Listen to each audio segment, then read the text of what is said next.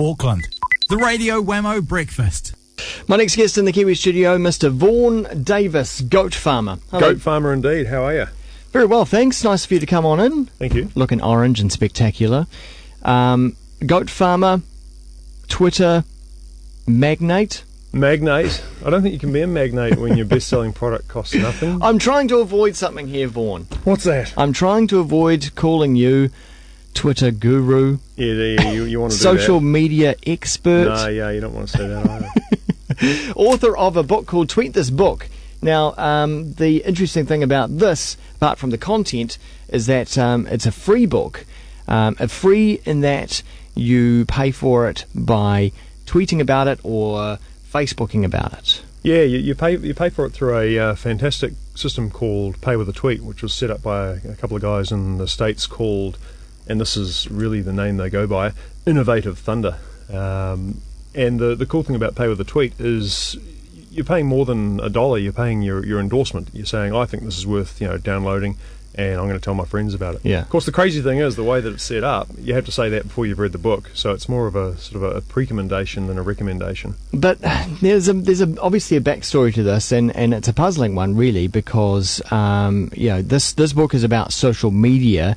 But in order for you to get to this point in your life, there's a journey, and it's really a rather weird and wonderful. I've already alluded to the fact, goat farmer. Yes, you've got a bit of land with some goats on it, but you've been in the ad industry, and even prior to that, you used to fly.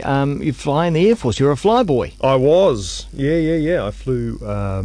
I think it's beautiful, but I don't think anyone else does. The C-130 Hercules, which is a great big transport plane. Oh, it's a great plane. Yeah, beautiful. Workhorse. A workhorse. Yeah, that's the sort of thing you say. It's like calling a woman handsome, isn't it? Really, yeah, it's a workhorse, not a racehorse, a workhorse. But yeah, I flew that all around the world, and I was in the Air Force for a bit over 10 years. I suppose you still have your hearing after flying one of those. Isn't it quite loud inside?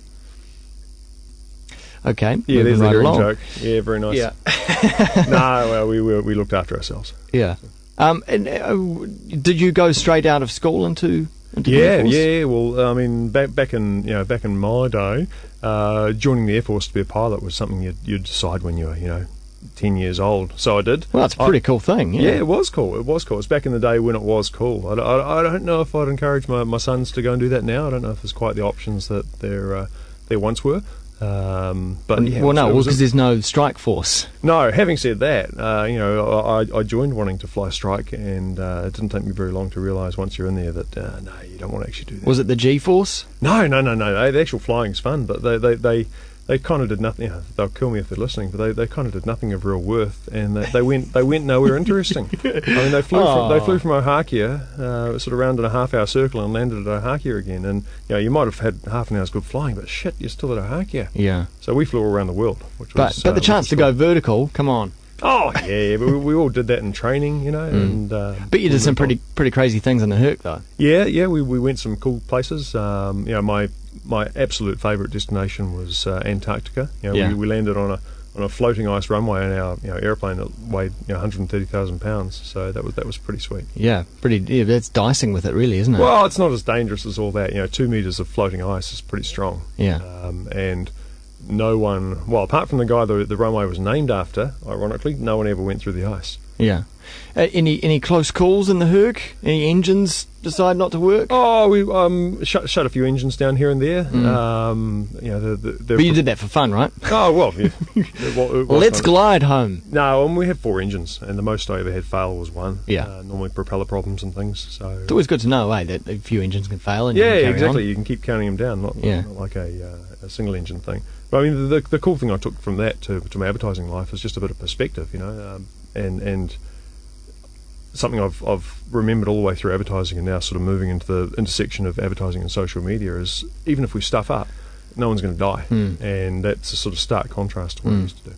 And really, when you think about this, is a natural progression from advertising to social media, but that link wasn't obvious straight away, though, was it? No, I must admit I got into, I had a few false starts with social. I played with the Bebo, the MySpace, even the Second Life.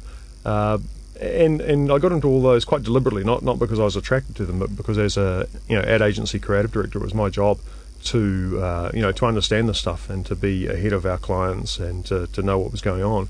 But once sort of Twitter came up and once Facebook came up and latterly once LinkedIn and YouTube have sort of all sort of tied it together, I've become a real advocate. It's my the place where I'm most comfortable. An advocate. Well, that's a nice word, but there are a lot of people out there calling themselves advocates and experts and gurus and people peddling all kinds of stuff to businesses about social media. Oh, if you get on that, pay me $1 squillion and I'll make sure you get a bunch of fans and you'll get all this new business and stuff. There's a lot of that going on out there. Yeah, there's a lot of people doing really good business. I mean, it's fashionable at the moment to pull out your pitchfork if anyone dares to claim any degree of expertise in social media.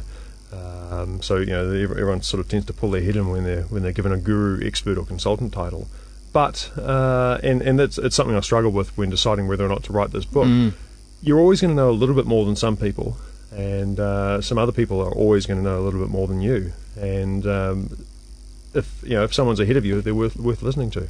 I mean, how important are these social media tools to not only individuals but also to business and organisations? Well, I was speaking to Japa, who runs the ice cream place in Queen Street, and he said they're not important at all, which is really interesting because he sort of built his business on social media. But when I dug a bit deeper, and I've got a chapter on it in the book, his point was that the tools are really secondary. They're absolutely secondary because Facebook, Twitter, YouTube, they could all disappear tomorrow and would still run our businesses and would still connect with customers. We'd just use different tools. The tools are secondary. Because at the end of the day, businesses need to shift units in order to get an income. You can't sell oxygen, can you, really?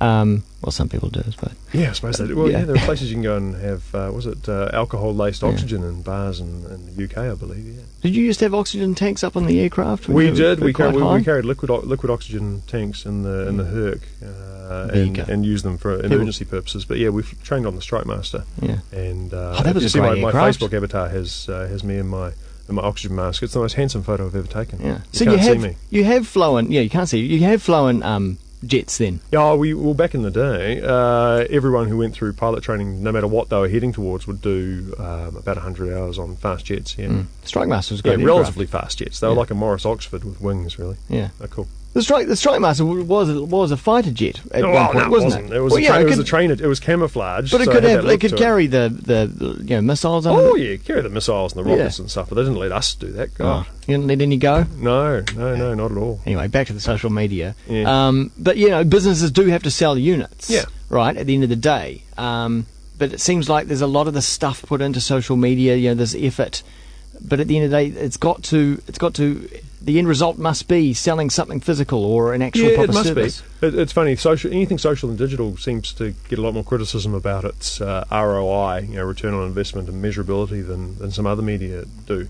But looking back, people have been running $1 million TV ads for the last 30 years without ever wondering whether 60 seconds of televised glory will lead to sales on a Monday morning.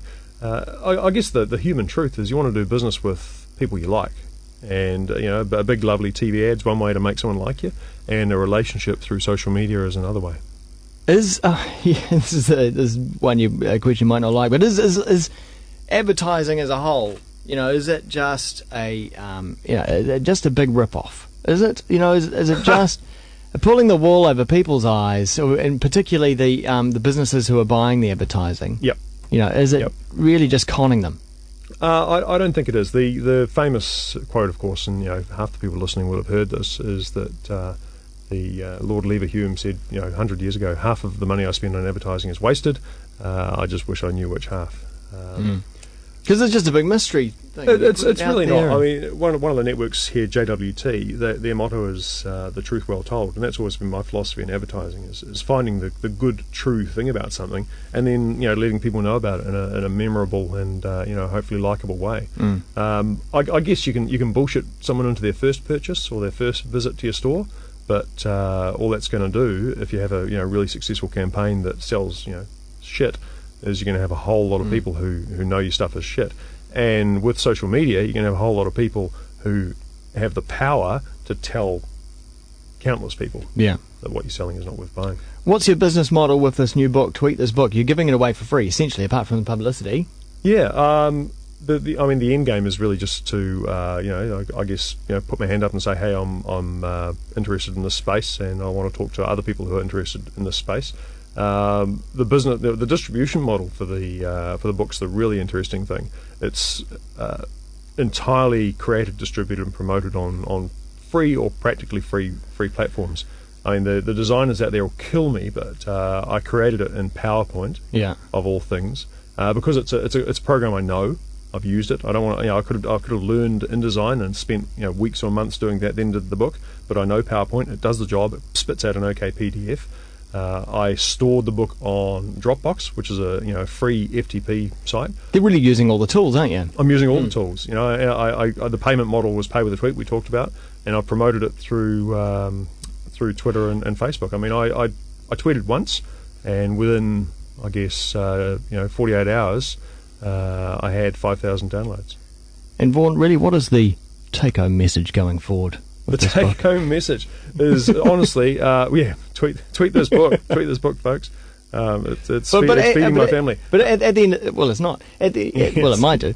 At the end of the book, though, what will people get out of it? They'll get out that honestly, it's a bit of a paradoxical message. You can read all the books you like, you can go to all the conferences you like, but really, the best way to understand this stuff is just to jump in and do it, with no BS. No BS. People have told me there's not much BS, which really surprises me. I'm full of it, but somehow it doesn't seem to have made it into the book. Well, Vaughn, it really is a pleasure having you in to chat about all this kind of stuff. I'd love to have you back, perhaps in the new year, to talk, I guess some social media stuff, but also I'd love to talk advertising in general. I've certainly not turned my back on advertising. This just happens to be a particular passion at the moment. And I am a bit of a fanboy when it comes to planes and stuff. So we can have the Thursday morning airplane show. It'd be great. I hope you don't mind. You and I will be the only people who listen to it. It'll be cool. Exactly. Well, it's up on the tubes. There's there's a niche for everything. Thanks so much, Vaughn, and go along to the website tweetthisbook.posterius.com or just search for Posterius, whatever. Yeah.